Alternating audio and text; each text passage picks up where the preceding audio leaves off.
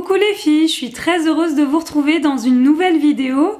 Aujourd'hui, j'avais envie de vous partager un relooking, coupe, coiffure et maquillage. Et je serai accompagnée d'Ombline qui sera mon modèle. Avant de commencer, n'hésitez pas à vous abonner à ma chaîne si ce n'est pas déjà fait. Donc si vous êtes prêtes les filles, c'est parti! Alors les filles, je vous présente mon modèle Ombline qui nous vient de Paris. Il faut savoir qu'Ombline voulait un réel changement, ça fait des années qu'elle a les cheveux longs et du coup je lui ai proposé de raccourcir la longueur de ses cheveux. Il faut savoir qu'elle a les cheveux qui sont assez fins, je vais donc également les dégrader et ça va permettre de gagner un petit peu plus en volume. Là donc j'ai raccourci d'environ 10 cm. Et comme vous pouvez le voir, ça lui donne tout de suite un petit peu plus de peps, un petit peu plus de dynamisme. J'ai vraiment dégradé légèrement parce qu'Ombline a l'habitude de s'attacher les cheveux et du coup je voulais quand même qu'elle puisse encore le faire par la suite. Ombline a les cheveux assez souples et je pense que c'est quelque chose que je vais pouvoir exploiter. Vous verrez le résultat en fin de vidéo après le maquillage. Et là on voit déjà qu'il y a un réel changement. Je la trouve beaucoup plus lumineuse comme ça. On passe maintenant au maquillage. Je vais prendre ma base de chez Benefit, le primer, et je vais l'appliquer au niveau des pores afin de lisser un petit peu plus le teint. J'utilise ensuite le primer de chez Urban Decay que j'étale au niveau de la paupière. Ça va permettre de faire tenir les fards que je vais appliquer par la suite. Je commence par le fard Lavish ou Levish, je ne sais pas comment vous le prononcez, de la palette Let's Gold de chez Make Up For Ever. Je l'applique vraiment sur tout le creux de la paupière. Je prends un pinceau un peu fluffy, celui-ci vient de chez Nocibé et je vais m'en servir pour estomper le fard que je viens d'appliquer. Il ne faut pas hésiter à bien estomper, vous allez voir qu'on va pas mal s'en servir de ce pinceau. Je vais utiliser ensuite la palette Goodnight Sweetheart de chez Sleek. Je vais prendre le fard numéro 3 de la palette, c'est un prune assez mat qu'on va appliquer dans le creux de la paupière par-dessus le premier fard. Ça permet d'intensifier un petit peu plus le creux de la paupière et pour ça j'utilise un pinceau assez fin et plat pour une application plus précise. Et donc on va reprendre le pinceau un peu fluffy de chez Nocibé et là j'estompe le fard prune. Le but c'est vraiment de fusionner au maximum les deux fards qu'on vient d'appliquer pour pouvoir avoir un rendu assez fondu et surtout sans démarcation. Je prends un autre pinceau de chez Kiko, vous voyez celui-là est plat et légèrement arrondi pour gagner en précision. Donc je reprends la palette Sleek, couleur numéro 2 de la palette, c'est un prune un petit peu pailleté. Je vous donne une petite astuce pour intensifier la couleur, j'ai mouillé au préalable le pinceau et pour éviter les chutes, je vais écraser le fard directement sur la paupière. Et là avec mon pinceau un peu fluffy, j'estompe, toujours pour éviter les démarcations. Je prends ensuite la palette Sleek couleur numéro 8. Il s'agit d'un gris qui tire un petit peu sur du violet. Et donc je prends mon petit pinceau fin et plat et je viens placer cette couleur au niveau du creux de la paupière. En revanche pour cette couleur, je ne vais pas aller jusqu'au coin de l'œil, je vais m'arrêter au milieu de la paupière. Et là, encore une fois, bien sûr, on n'oublie pas d'estomper, j'estompe, tu estompes, elle estompe, nous estompons, etc. etc. Je prends ensuite un crayon noir pour les yeux de chez Sephora que je vais utiliser pour tracer un trait au niveau du ras des cils supérieur. Pour faciliter le traçage, je vous recommande de partir de l'extérieur vers l'intérieur.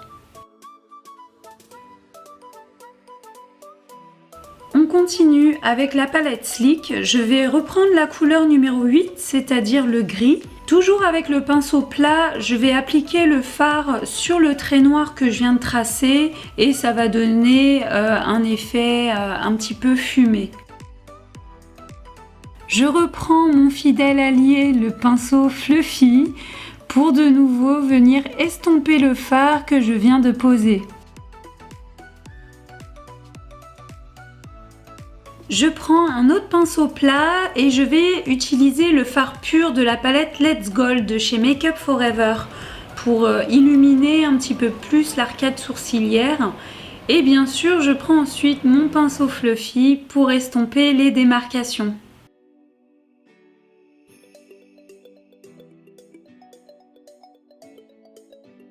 Je passe ensuite au teint et pour ça j'utilise Even Better Glow de chez Clinique dans la teinte meringue.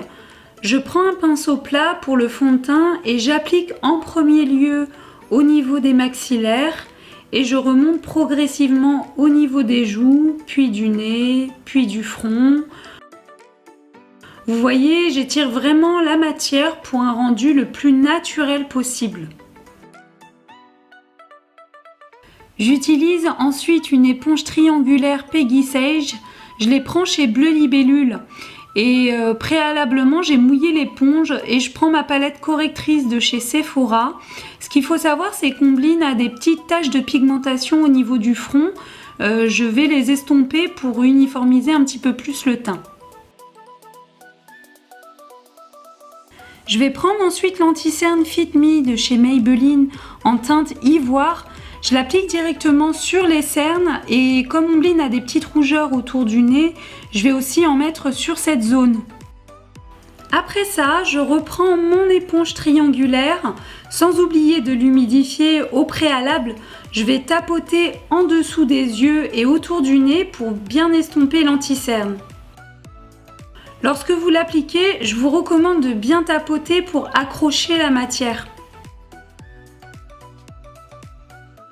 On va maintenant utiliser un pinceau pour l'anti-cerne et je vais simplement venir uniformiser l'anti-cerne en dessous des yeux et autour du nez. Le but ici, c'est de retirer un petit peu les traces laissées par l'éponge. Ensuite, je prends mon pinceau, celui-ci vient de chez Zoeva, et la poudre matifiante Hyaluronic Hydra Powder de chez By Terry. Pour ma part, j'adore cette poudre. C'est une poudre qui a des particules vraiment très fines et qui est quasi transparente. Donc, je viens fixer mon anti-cerne ainsi que la zone T. Il faut savoir que la zone T, c'est une zone où on a tendance à briller durant la journée. Je vais prendre ensuite la palette Contouring de chez NYX avec ces deux couleurs que je mélange. Je vais l'appliquer en dessous des yeux ainsi qu'au niveau de la zone T.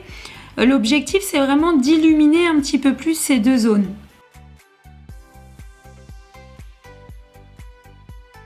Je réutilise la même palette de chez NYX et cette fois-ci, je prends deux autres couleurs que je mélange pour faire mon contouring. Je l'applique au niveau du creux de la joue et sur le front, juste en dessous de la racine des cheveux.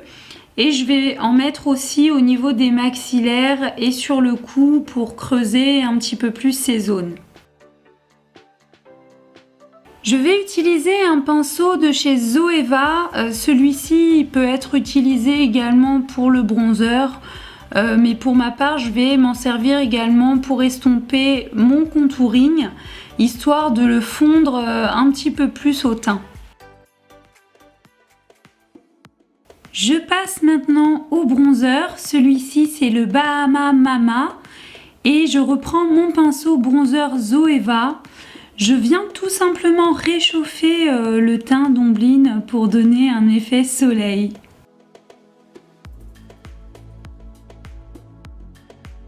On va maintenant revenir à la palette Let's Gold de chez Make Up For Ever. Et avec un pinceau à poil ras, celui-ci vient de chez Kiko. Je vais reprendre le fard Lavish pour l'appliquer au ras des cils inférieurs.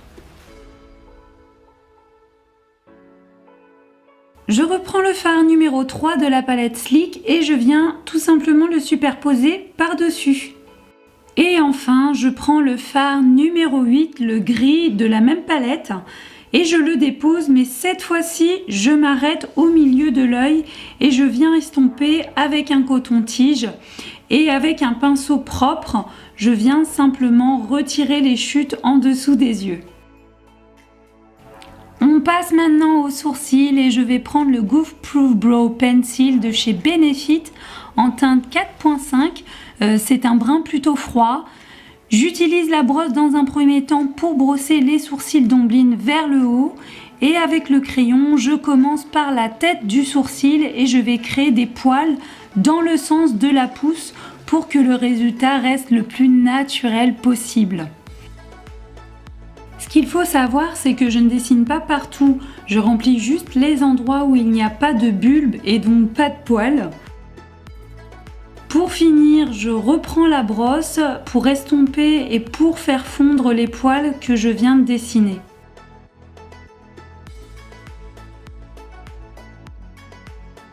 Je vais maintenant reprendre le bronzer Bahama Mama et je vais venir un petit peu sculpter le nez d'Omblin. J'ai constaté qu'Omblin a les yeux très légèrement écartés et donc je vais en profiter également pour creuser jusqu'au coin interne des yeux et du nez pour donner l'impression que ses yeux sont plus rapprochés. Avec un pinceau un peu fluffy et biseauté, je viens estomper pour faire fondre le bronzer.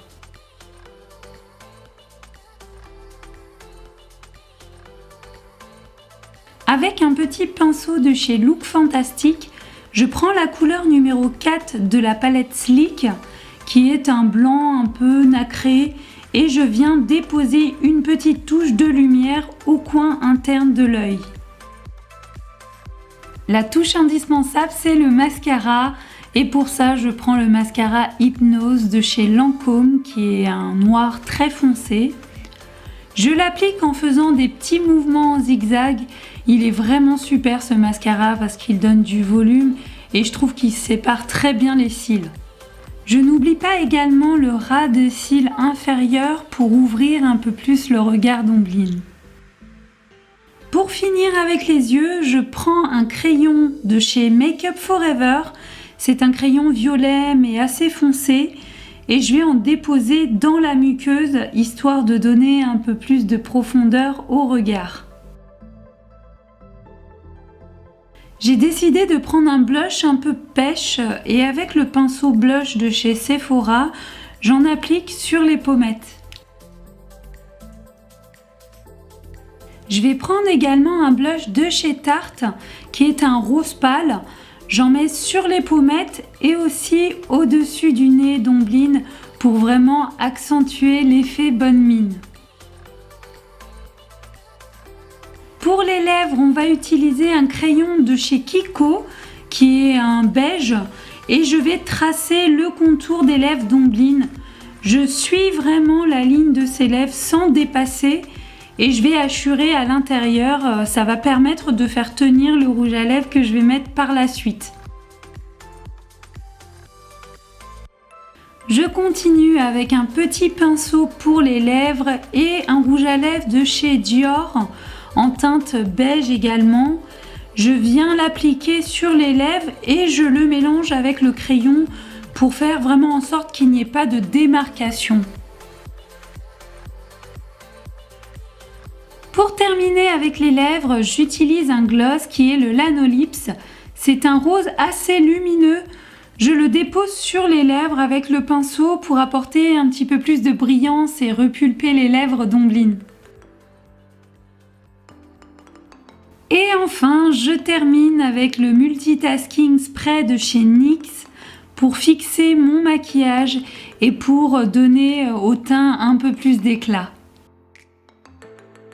Et voici le résultat final de ce relooking coiffure et maquillage.